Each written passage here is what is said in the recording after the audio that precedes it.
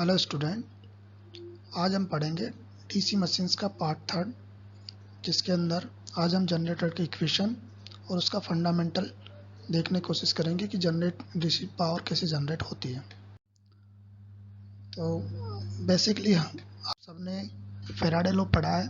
Faraday law क्या कहता है? फेराडे लॉ कहता है कि अगर आप किसी मैग्नेटिक फील्ड के अंदर करंट कैरिंग कंडक्टर होगा तो उसके ऊपर एक फोर्स जनरेट होता है, और अगर हमने उसके अंदर एक क्लोज पाथ में लगा दें तो करंट जनरेट होती है। तो जो ईएमएफ जनरेट होता है, वोल्टेज जनरेट होता है, उसका अपन ईएमएफ बोलते हैं। और जो क्लोज पाथ होगा तो उसके अंदर जो करंट जनरेट होता है हम एसी करंट बोलते हैं। इसी कंसेप्ट के अंदर हमारा डीसी जनरेटर वर्क करता है। एक बार वापस रिपीट करते हैं कि अगर किसी मैग्नेटिक फील्ड के अंदर अगर हम करंट कैरिंग कंडक्टर रखते हैं तो उस पर एक फोर्स लगता है। ये हमारा प्रिंसिपल है डीसी जनरेटर का। और ये इस जो स्लाइड में हमने 4-5 लाइनें लिख रखी है, आप देख सकते हैं कि ये होता है। और कंडक्टर अगर वो क्लोज पाथ में तो उसके अंदर करंट फ्लो होने लग जाती है। Field coils produce magnetic field होता है और आर्मेचर कंडक्टर पर रोटेशन होता है। इसको हम इस डायग्राम की हेल्प से देख सकते हैं कि ये आपका फील्ड वाइंडिंग है जो आपको एन और एस नज़र आ रहा है। इनके बीच में हमने देखिए करंट कंडक्टर रख रखा है एक कॉइल रूप में, और ये बाहर हमने इसके कम्यूटेटर लगा रखा है। उसके थ्रू जैसे ही आपने इसके अंदर रखा और अगर इसमें तो इसमें क्या होगा, एक फोर्स लगेगा। किसके अकॉर्डिंग लगेगा? फ्लेमिंग्स राइट हैंड रूल के according. Fleming's right hand rule के अकॉर्डिंग इसके दोनों जो साइड्स हैं ए बी और सी डी, इनके ऊपर अपोजिट डायरेक्शन फोर्स लगेगा और ये रोटेशन में स्टार्ट हो जाएगी। ये हमारा इसका बेसिक प्रिंसिपल होता है। अब हम बात करते हैं कि ईएमएफ इक्वेशन क्या होती है। तो देखिए, जैसे हमने स्लाइड्स में कुछ इंपॉर्टेंट लाइंस लिखी हुई है जो आपके काम आएगी। इसमें सीधा सीधा लिखा है, we know that the working principle of a DC generator that when a conductor begin to cut the magnetic lines और force before the, that means the, वही अपन ने बात करी है जो फेराडे लॉ में अपन ने बात करी थी। अगर उसमें लाइंस कट अप होती है तो उसमें एक जनरेट होता है ईएमएफ।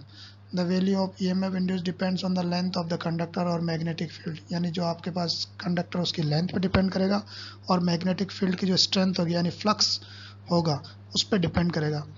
और थर्ड होगी स्पीड, कि किस स्पीड से हमारी कॉइल रोटेट कर रही है उस पर डिपेंड है। तीन चीज़ें आपकी इंपॉर्टेंट है, बाकी तो अदर कंस्टेंट होंगे जो अपन आगे इक्वेशंस पे देखेंगे। सबसे पहले अपन देखते हैं कि क्या एलिमेंट्स अपन ने यूज़ करें, यानी अपन ने क्या सिंबल यूज़ करें। उसमें अपन सबसे पहले फाई होता है।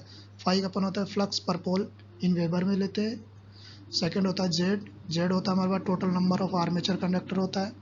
थर्ड आपने देख रहे हैं एन होता है। एन क्या होता है? Number of rotation in revolution per minute, यानी आरपीएम होता है।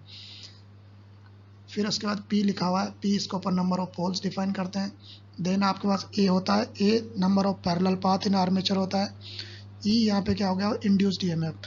ये ए, ये पी और ये एन अपन ने लास्ट टाइम अच्छे खासे डिस्कशन करे थे जब अपन ने कंस्ट्रक्शन पढ़ी थी कि पैरेलल पाथ क्या होते हैं। नहीं हो तो आप एक बार वापस लास्ट वाली क्लास को रिव्यू कर लेंगे। अब हम यहाँ पे देखेंगे तो according to the Faraday law क्या कहता है, इलेक्ट्रोमैग्नेटिक फेराडे लॉ, जिसे हम कहते हैं कि जो जनरेटेड ईएमएफ होता है एवरेज, वो पर कंडक्टर होता है। तो उसको हम इस फॉर्मूले की फॉर्म में लिख सकते हैं कि D phi by D T equal to क्या गया? फ्लक्स कट पर time taken is in the form of voltage.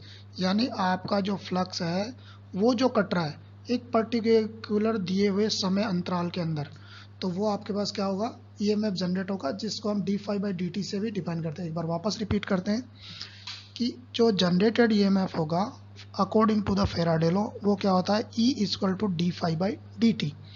और यहाँ पे डी फाई क्या है? डी फाई है फ्लक्स में चेंज, यानी फ्लक्स कट। आपका फ्लक्स पहले कितना था और अभी कितना, इस टाइम पीरियड में जितना चेंज हो रहा है। और डी टी क्या है? टाइम टेकन, यानी पर्टिकुलर टाइम पीरियड के अंदर आपका यह है। और इसकी जो आपकी यूनिट होगी, या क्या बोलते हैं यूनिट को, बीमा होगी, वो क्या होगी आपके पास? मात्रक, वोल्ट होगा। इसके बाद अब हम इन दोनों को वापस बाइफ्रिकेट करने की कोशिश करते हैं कि ये कैसे आया, ये कैसे आया। तो देखिए आप, फ्लक्स कट पर कंडक्टर अगर हम इसको डिफाइन करें, यानी डी फाई को डिफाइन करें तो ये होता है फाई इंटू पी, पी यानी नंबर ऑफ पोल्स और एफ यानी फ्लक्स, फाई यानी फ्लक्स पर पोल, यानी टोटल कितना हो जाएगा? इन दोनों को मल्टीप्लाई इसको हम किससे शो करते हैं? वेबर से शो करते हैं। इसका मात्रक वेबर होता है, यूनिट वेबर होती है। फिर हम देखिए आगे अपन ने लिख रखा है कि number of revolution per minute क्या होता है? n/60 होता है। Time taken for 1 revolution dt होता, यानी ये आपके पास 1 dt, यानी डिफरेंस ऑफ टाइम में क्या होगा? 60/n, यानी जब अपन ने लिखा था n क्या है? रिवोल्यूशन पर सेकंड है, तो 60 डिवाइडेड बाई n लिखेंगे। ये किस में आएगा? सेकंड्स में आएगा।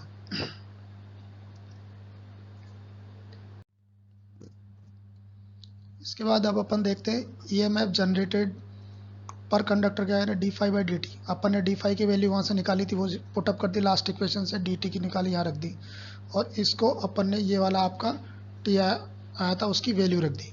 तो इन दोनों को जब आप यूँ मल्टीप्लाई करेंगे, सॉर्ट आउट करेंगे, तो ये आपके पास क्या आ जाएगा? EMF पर कंडक्टर EMF आ गया। तो total EMF generated between terminal क्या होगा कि एवरेज EMF जनरेटेड पर conductor multiply by number of conductors in each parallel path.